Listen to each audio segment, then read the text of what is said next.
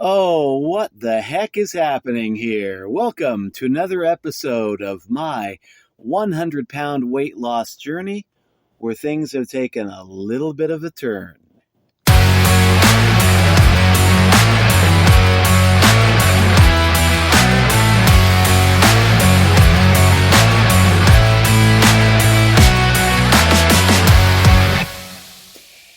And good morning. This is kind of taking a look at some results that I've had over the last couple of weeks. And it took me a while to make sense of things, but for the last 2 weeks, according to my old scale, it looked like I was not losing any weight. And so I went ahead. I don't just use the scale, the bathroom scale for measuring. I also use a tape measure to keep a track of what my belly fat is doing. And lo and behold, I've been losing inches around my middle. So I think between 2 weeks ago and this week, I've lost an inch of fat around my waist. And so I knew that there was no way that I could possibly be just standing still with weight loss. So I went ahead. I figured that the old scale might be defective. So I went ahead and went out the other day and we bought a new bathroom scale. It's a digital one and plugged in the batteries. And I stepped on it. And I think I am finally getting an accurate reading of what my weight is. And I know now that our old bathroom scale that we've had for years, it's a spring type scale. I think that thing is worn out and it is going to be given to the trash man here pretty soon. But we are going to have to recalibrate a little bit. When I first started the podcast, I was thinking that my starting weight for 2022 was 280. And knowing now what I know about the accuracy of our old bathroom scale, it was probably closer to 290 to 300 pounds. And so right now my weight is coming in according to the new scale at 271 pounds. So that's going to be our new start here, and I really have no idea what I actually weighed now, first of the year, but we'll keep better track of it from here on out. But I do know, that from the first of the year till now, I've lost a few inches around the waist, and that is feeling a whole lot better, and I am dropping pound-wise. But, they say never really go by what the bathroom scale says because, a few factors could combine together to make that reading kind of irrelevant. And in my case, it was a bad scale. Other times that the readings may not be reliable will be when you're pumping iron, you're doing a lot of exercise, you're lifting weights and packing on the muscle. And sometimes when you're losing fat and gaining muscle, it might seem like you're not losing weight, might also seem like you're actually gaining weight because the muscle is a little heavier than fat, a little healthier, a little more productive too than fat. And I thought that might be what was happening in my case too, and that may be a part of it because I have been working with dumbbells, kind of pumping iron on a small scale. But I know I've been replacing fat with muscle, but I still thought, I should be doing a little bit better weight-wise. So now with the new scale, we will keep better track of things. But the update. I am still on the right track. Just needing some better tools to keep track of that track that I am on. Now, with that done, let's get into today's topic. Today's topic is going to be, is everything we know wrong? And that's something that I think we need to be aware of. Sometimes our best information may not be the best information, and sometimes the stuff that we hear from doctors. I do believe that before you make any major lifestyle changes, dietary changes, especially if you're on medication, if you want to get yourself off of medication, don't just do it yourself. Do consult your doctor. But I do know that sometimes doctors do not always have it right. And sometimes medical studies do not always have it right. And I recall an episode that happened to me about, what was it? 15, 20 years ago when I was a church pastor. We had an old lady that went into the hospital, and she always had a devil of a time with her medications. She was on so many meds every week that she needed 3 big pill planners to get her through 1 week.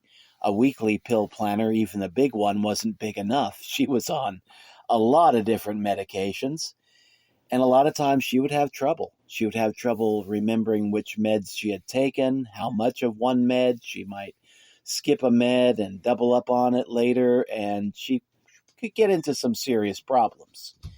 Well, about 15, 20 years ago, she went into the hospital, and she was having some major, major health problems.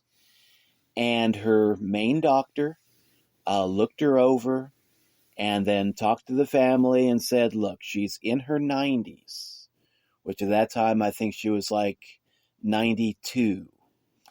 And he said we could we could install a pacemaker to see if that might give her a few more years, but at her age, I would not recommend it.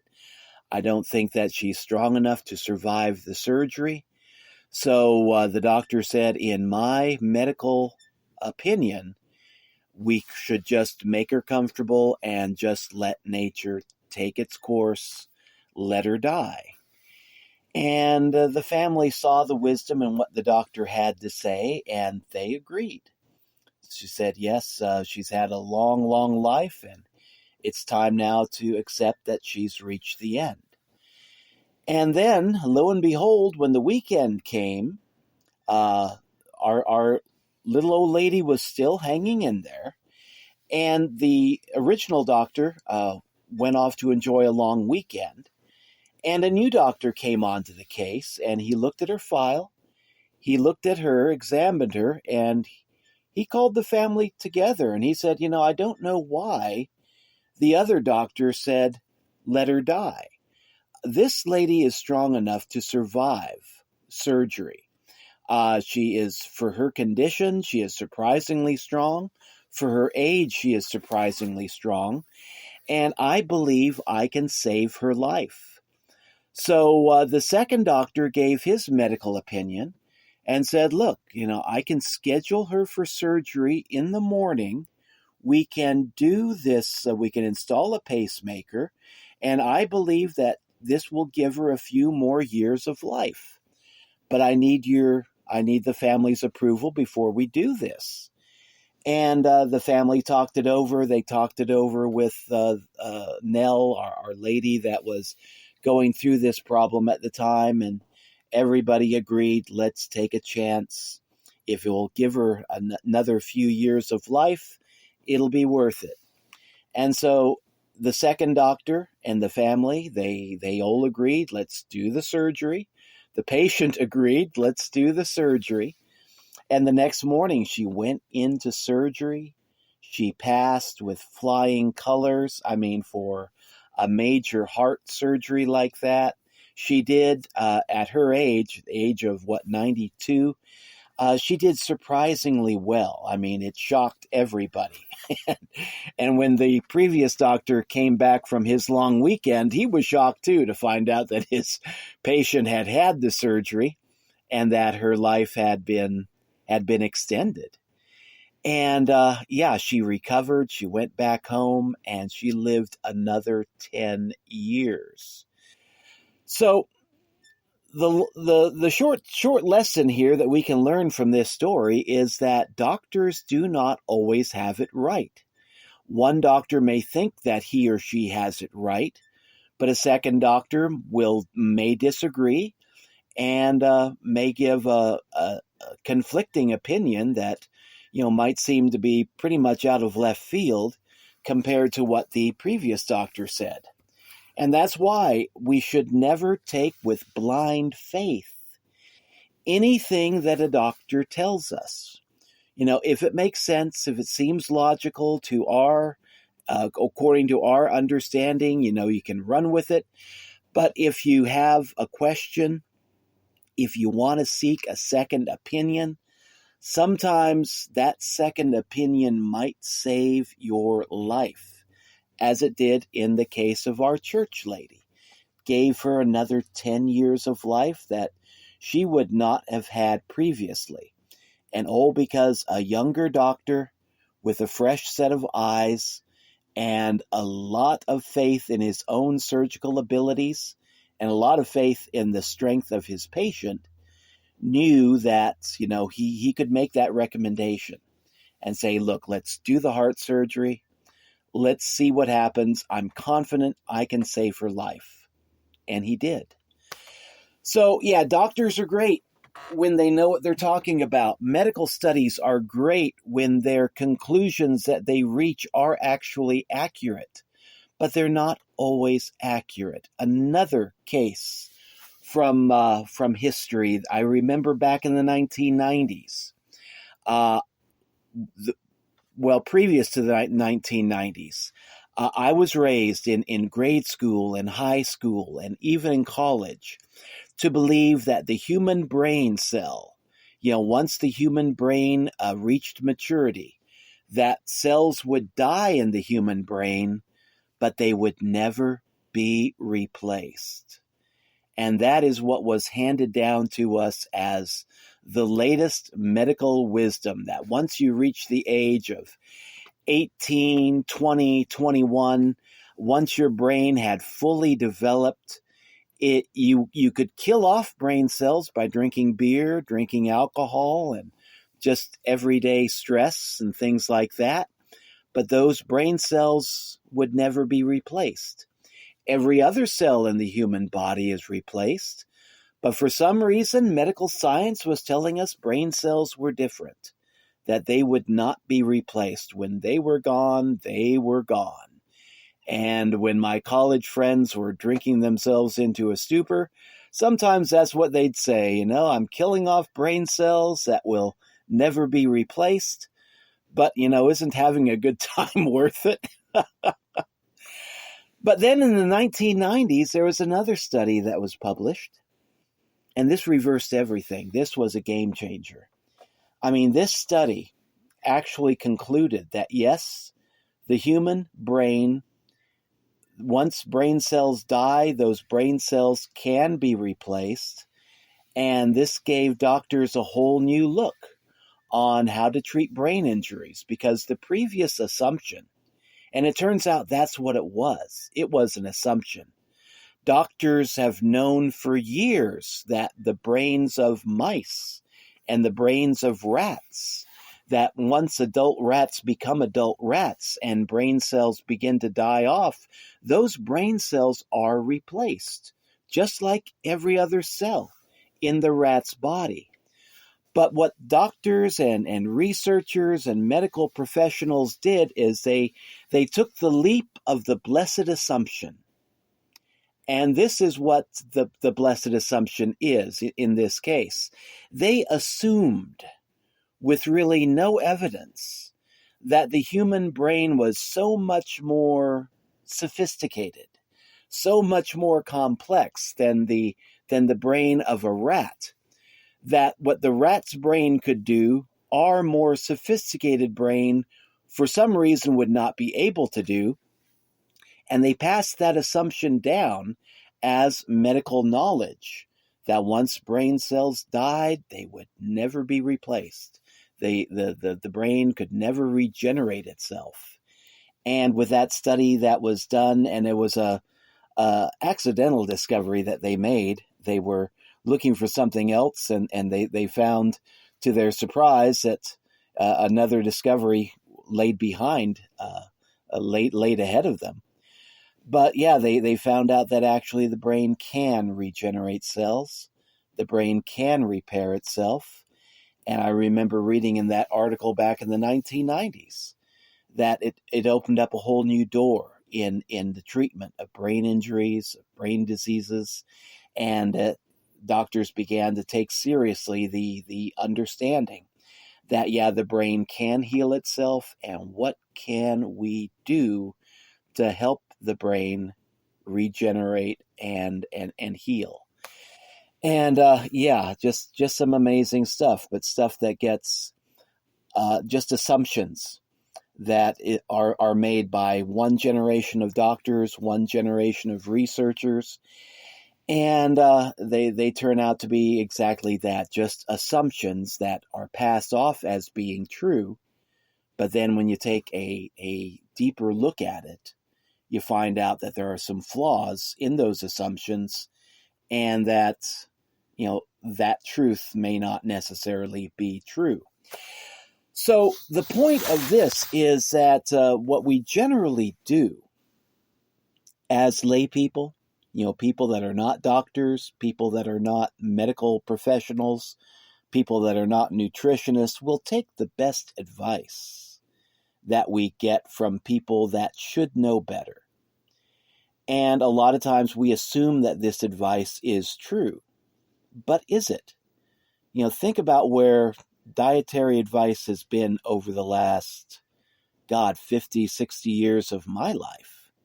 My grandfather used to eat a big breakfast of eggs, 3 eggs, sometimes 4 eggs, a few slices of bacon, some sausage, a chunk of ham, maybe a breakfast steak.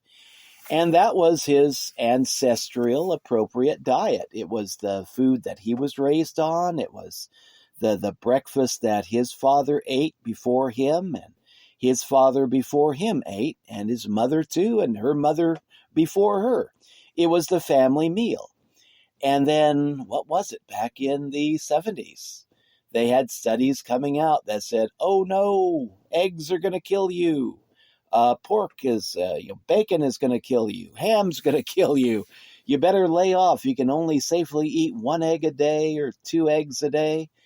And my grandfather at that time, who was eating eggs and ham and bacon and smoking like a chimney and drinking beer like a fish, he was laughing at that. And he said, boy, I've been living on bacon and eggs for breakfast, 2, 3, 4 eggs every morning of my life.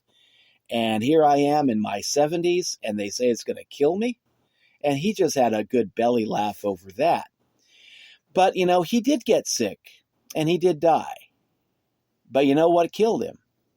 It was lung cancer. Turned out it wasn't heart disease. Like they were warning, eggs are going to give you a heart attack and kill you. The nitrates in bacon are going to give you a heart attack and kill you. It was the cigarettes that he was smoking that finally killed him. And he continued to eat his bacon and eggs the same way he did every day of his remaining life until he got into the hospital, and then they fed him the gruel, porridge, hospital food type stuff. But yeah, it was the lung cancer that took him down. And the medical science was right about that. Yeah, smoking cigarettes, we've seen that in our own family history. That will kill you eventually. And of course, if you're old enough, you remember back when doctors were saying, oh, I smoke cigarettes. Cigarettes aren't cancer causing. And, the medical research has been back and forth on that issue too. So, yes, I do believe that seeing a medical doctor is great, especially for those of us who are not doctors. And incidentally, this podcast, it's just for entertainment purposes, sharing my own experiences, a little bit about my family history. I am not trying to give medical advice here. If you're wanting to smoke a pack a day of cigarettes, Personally, I would not recommend it, but see your doctor, see what your doctor says about that. Vaping, things like that, check with a doctor. Dietary changes, lifestyle changes, exercise routines. Yeah, you'll probably want to check that out with your doctor. And if you don't get an answer that you think is actually accurate, don't be afraid to ask for a second opinion too, because as we've said here, doctors don't always get it right.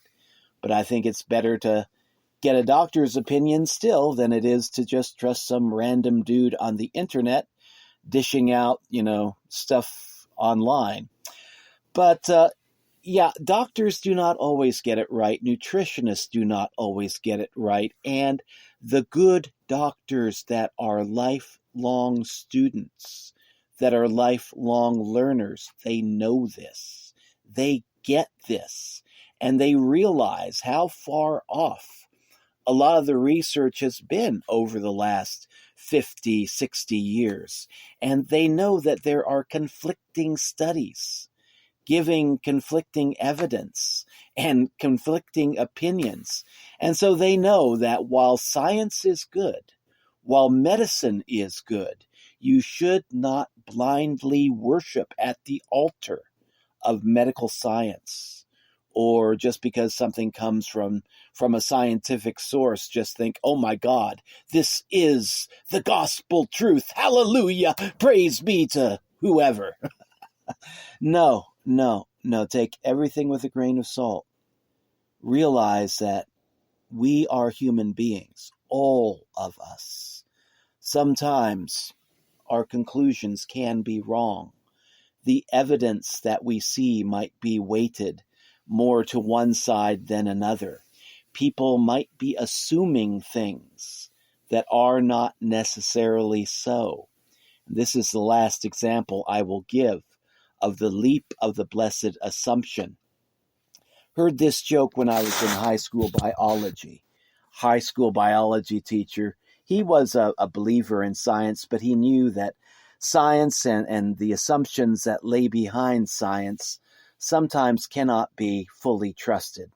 Told us this joke about a researcher that was trying to find the relationship between what a frog could hear and how far a frog could jump. And so what the doctor did is he trained this one frog to jump on command, and he gave the command to the frog, jump, and the frog would jump 2 feet. And so what the doctor did is he then took a scalpel, cut off one of the frog's hind legs, and then again gave the command for the frog to jump. At that point, the frog jumped 1 foot. Then the doctor took his scalpel, removed the last remaining hind leg on the frog, gave the command to jump. The frog wouldn't jump. The doctor's conclusion: removing the frog's legs impaired the frog's hearing, so without his hind legs, the frog could no longer hear the command to jump, and so the frog didn't jump. Now, of course, that's a joke. And no frogs have actually been harmed in the making of this podcast. But it does illustrate the leap of the blessed assumption that sometimes scientists, researchers will go in to a study or an experiment, and they'll have an assumption that they want to test, and sometimes there'll be an assumption behind that assumption. And that assumption will change how they view the conclusions of the study. And a researcher might go into a study with maybe a theory that they want to prove or disprove, and a few assumptions concerning that theory. And some of those assumptions may not be necessarily accurate. But unless the researchers are brave enough to question their assumptions, or unless there are other researchers out there that are willing to question those assumptions might be test proven by a certain experiment or a certain study, and then for 1, 2, 3 generations, maybe even longer, be passed down to posterity as being the truth. And then someone comes from left field and does another study, tests those previous assumptions, and finds out, okay, that was wrong. Now we know this to be the truth. And as human beings, we want to be basing our life decisions on the best possible information. And it's up to us to really go out there and do the research, try to gather together the best possible information that we can get. And that requires us to go in with eyes wide open and just test things out. Listen to people that know more than we do. And then listen to other people that know more than we do, and maybe even know a little bit more than the other people we've been listening to, and see what they have to say. And accept all the information, especially when some information seems to contradict previous information that we've had, previous truths that we've held to be accurate. And be willing to test those previous truths, those previous assumptions, and admit that, okay, we do not know it all. Doctors don't know it all. But if we're willing to learn, if we're willing to do some honest research, and if we're willing to take an honest look at how things actually work, then we are in a position where we can continue to learn and just be lifelong students. The old medical wisdom of, say, 100 years ago, that eating 3 eggs and 3 pieces of bacon and 3 sausage patties and maybe a slice of ham was an okay breakfast. We saw that get challenged in the 60s, in the 70s, and we've seen doctors going back and forth, nutritionists going back and forth on this. And I know there are a lot of people out there with some very, very strong opinions on what is a healthy breakfast and what is not a healthy breakfast. But don't just accept things on blind faith. Make sure that if you're in a position to do the research, that you've done the research. If you're not, read the best research that you can get your hands on and just see if it makes sense. And I'm just going to close here with something that has been attributed to the Buddha. I'm not exactly sure if the Buddha actually said this, but if not, he probably should have. But it goes like this: accept nothing as being true unless it agrees with your own knowledge, your own intuition, your own common sense. And then if it passes that test, if it's true according to your own experiences, accept it as being true. But never take anything on blind faith, not even if the Buddha himself says it. As St. Paul said, test everything, retain what is true. And I think that's good advice. Don't just accept as blind gospel faith everything that we hear online, in the medical research. Use your own common sense and acknowledge that there are other studies in existence. Make sure you get the best possible information, do your due diligence, and then ask yourself, after you've done the research, after you've heard the best opinions from various sources, even sources that conflict with one another, just ask yourself, what makes sense to me in the light of my own experiences, in the light of my own common sense? And don't forget, when you're doing your own research, let your common sense have a voice, and let your common sense be your guide. So that's all for today. This is Ralph signing out. Thanks for dropping by. We'll catch you in future updates. Until later, take care and best of luck in your weight loss journey. We'll be back again next week. Bye-bye.